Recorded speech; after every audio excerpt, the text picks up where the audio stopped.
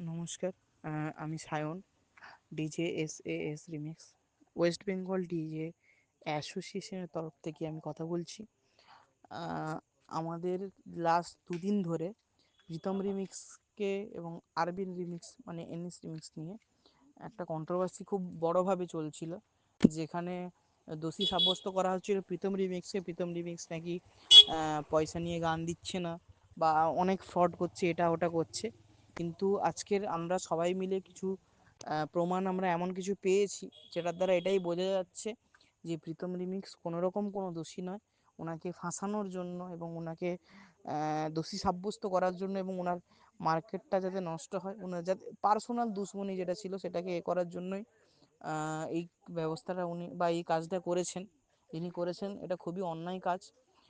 তো অ্যাসোসিয়েশন দ্বারা আমরা যারা যতজন আজকে ছিলাম কলে বা আমাদের গ্রুপ কলের দ্বারা এটাই আমরা আজকে ডিসিশন নিয়েছি। আমি সবাই মিলে যেটা সম্মতি দিয়েছে বা সবাই মিলে যেটা বলেছে, দ্বিতীয়বার যদি এরকম কোনো কিছু প্রীতম রিমিক্সের নামে আসে এবং সেটা যদি ফেক হয়, ঠিক আছে, সেটার ব্যাপারে প্রীতম রিমিক্স কিন্তু আইনি ব্যবস্থা নিতে পারবে।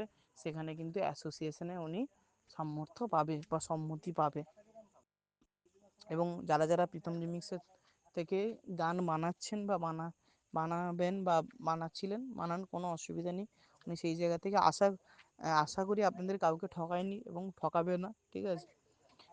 তো আমার কাছে পর্যন্ত যতটুকু আমি দেখেছি, ঠিক আছে, প্রত্যেকের উনি গান দিচ্ছেন বা করছেন, তো সেই জায়গা থেকে কোনো রকম কোনো নেই। তো যেই এলিগেশনটা এসেছিল সেটা মিথ্যে। তো সেটাতে কেউ কান দেবেন না, গুজবে কেউ কান দেবেন না। কেউ যদি ফোন করে বলে তার যথাযথ প্রমাণ নিন, তার যথাযথ প্রমাণ তারপরে কথা বলুন, ঠিক আছে। আগে থেকে কাউকে করবেন না। শুধু প্রীতম রিমিক্স নয়, যে কারোর কথাই বলছি, ঠিক আছে। ধন্যবাদ।